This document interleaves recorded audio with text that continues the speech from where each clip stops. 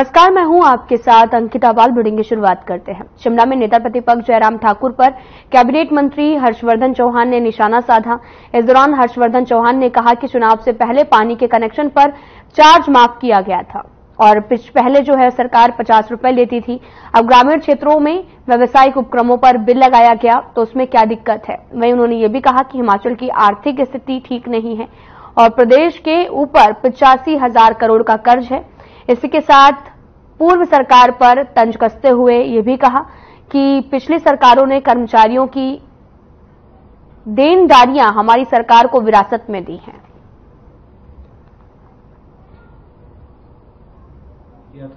बात तो स्पष्ट है कि हिमाचल प्रदेश की जो आर्थिक स्थिति वो अच्छी नहीं है। आज हिमाचल प्रदेश के ऊपर कोई 85,000 करोड़ रुपए से अधिक का कर्ज है और 10,000 करोड़ रुपए की जो देनदारी है, जो सिक्स्थ पे कमीशन की रिकमेंडेशंस है, डीए है, एरियर्स है, वो विरासत में 11,000 करोड़ रुपए की देनदारी पिछली सरकार ने इस सरकार को दी है। मगर उसके बावजूद भी हिमाचल प्रदेश के जो विकास की गति है वो बड़ी है। अब जो जिन डिसीजंस की बात आप कर रहे हैं और जयराम जी कर रहे हैं, वो तो सिर्फ उन्होंने चुनाव से पहले चुनावी वर्ष में ये सारी चीजों को जो है वो टेम्परेरी जो है वेव ऑफ किया था। अब जो पानी का कनेक्शन है वो ग्रामीण क्षेत्र में पानी के कनेक्शन के 50 रुपए प्रति कनेक्शन जो है वो लिए जाते थे और बहुत लंबे अरसे से लिए जाते थे। पिछली सरकार ने इस सरकार को दी है। शिमला में सीपीएल सुंदर सिंह ठाकुर ने बीजेपी सांसद कंगना रनौत पर तीखा हमला बोला है। उन्होंने कंगना रनौत पर आपदा में सियासत करने का आरोप लगाया। साथ ही उन्होंने कहा कि कंगना भूल गई हैं कि अब वो चुनी हुई प्रतिनिधि हैं। जब आपदा आई तो वो ग्राउंड जीरो पर पहुंचती हैं और चाहे हेलीकॉप्टर से आती हैं या फिर पैदल आती हैं। उन्होंने अपने संसदीय क्षेत्र में आई आपदा को हल्के में लिया है और देरी की है। जब आई तो उस समय स्थिति को भी राजनीति मंच की तरह लिया है। सहयोग करने की बजाय टिप्पणियां करती रही और इसी के साथ निशाना साधते हुए ये भी कहा, कंगना ने कहा था कि वो डाकिये की तरह काम करेंगी। मुझे लगता है कि कंगना जी ये भूल गई है कि अब वो चुनी हुई प्रतिनिधि हैं। चुनी हुई प्रतिनिधि का ये राजधर्म है कि जैसे ही कोई आपदा होती है तो ग्राउंड जीरो पे पहुंचे।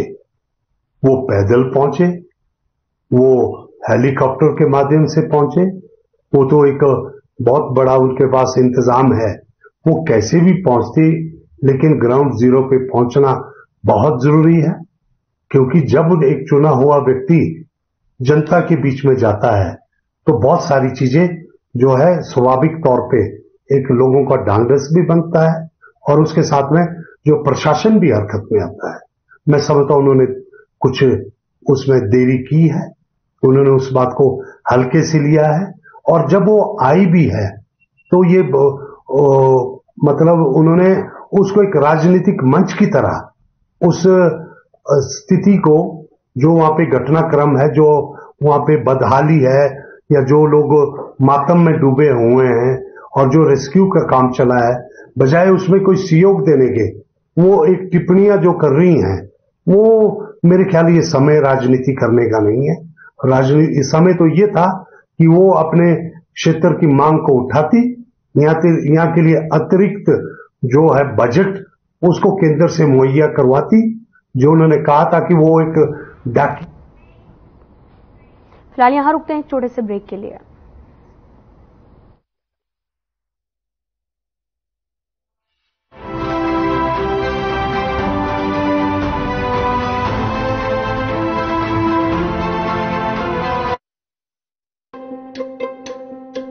आया के कड़ा है यार, आ गया घर बैठे, अब नो टेंशन, सीधा खाते में पेंशन, नॉन स्टॉप। फिर तो दौड़ेंगे ना अपने बूढ़े घुटने भी नॉन स्टॉप। हरियाणा सरकार ने अब सामाजिक सुरक्षा पेंशन की राशि 1,000 से बढ़ाकर रुपए 3,000 कर दी है। तभी तो बढ़ता जा रहा है हमारा हरियाणा, नॉन स्टॉप हरियाणा।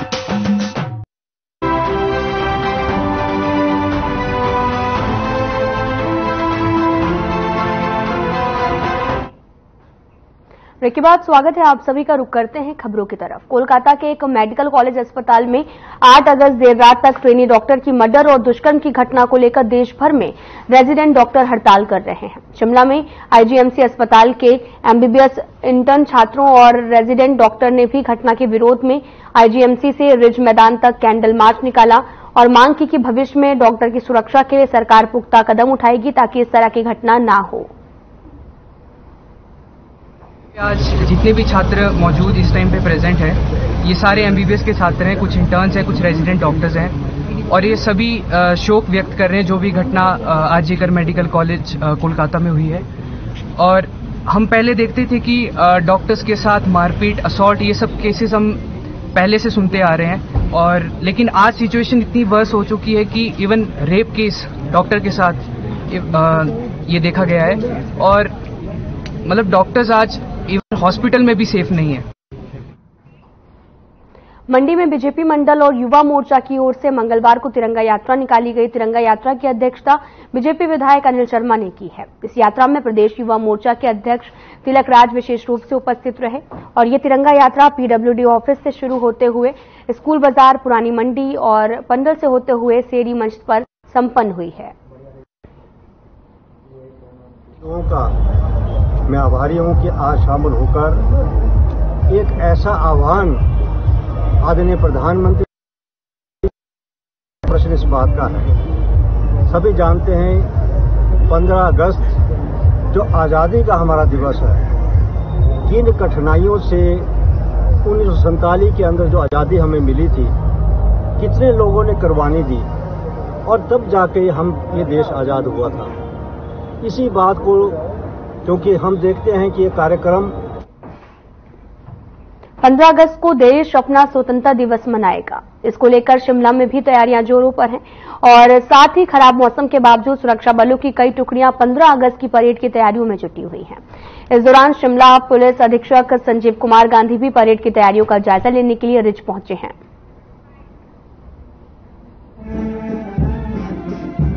देखिए, ये जो हमारी इंडिपेंडेंस डे और स्वतंत्रता दिवस के लिए जो प्रेपरेशन है वो आप ही के सामने हम यहाँ पे कर रहे हैं और इसमें हमारा ऑब्जेक्टिव यही रहता है कि हम एक अच्छी परेड और इसमें एक अच्छा सांस्कृतिक कार्यक्रम का आयोजन हो। तो अभी परेड की प्रेपरेशन चल रही है इसे और ये लगातार प्रैक्टिस करने के बाद ही एक अच्छी परेड का हम आयोजन कर पाते हैं। इसमें 10 से 12 टुकड़ियाँ जो है हिस्सा लेती हैं। मंडी जिले में बीते 2 दिनों से लगातार हो रही बारिश से अब तक जहां पर 160 करोड़ का नुकसान हुआ तो वहीं 10 लोग आपदा के चलते काल का ग्रास भी बने हैं। इसको लेकर उपायुक्त अपूर्व देवांगन ने बताया कि जिले में 11 अगस्त को हुई बारिश में कई विभागों का 3 करोड़ 91 लाख का नुकसान हो गया है। 48 घंटों की बात करें, खासकर आपको पता है ऑरेंज अलर्ट भी था और जिले के विभिन्न स्थानों में बारिश कल रात भी हुई है, परसों रात भी हुई है, पिछली 3 रातों से बारिश हो रही है, दिन के समय भी हो रही है। जैसे हमने शनिवार को देखा था, दिन के समय भी बहुत भारी बारिश विभिन्न इलाकों में हो रही थी। अगर हम कुल बात करें तो कुल नुकसान जो अभी तक जिले में हुआ है, चाहे ये लोगों का अपना निजी नुकसान है, चाहे विभिन्न विभागों का नुकसान है, लगभग 160 करोड़ का नुकसान हुआ है।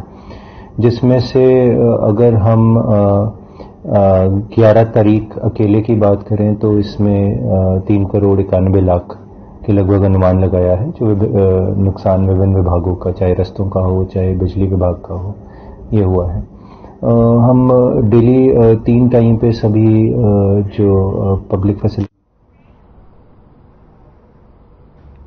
शिमला में सजौली के चटौड़ी में आपको बताते चले कि सुबह से एक बड़ी दुर्घटना हुई है। यहां पर स्थित किया गया, साथ ही ये टनल परवाड़ू से शिमला के लिए निर्माणाधीन 4 लेन परियोजना के अंतर्गत बनाई जा रही है और प्राप्त जानकारी के अनुसार टनल के पोर्टल को मजबूत करने का काम चल रहा था।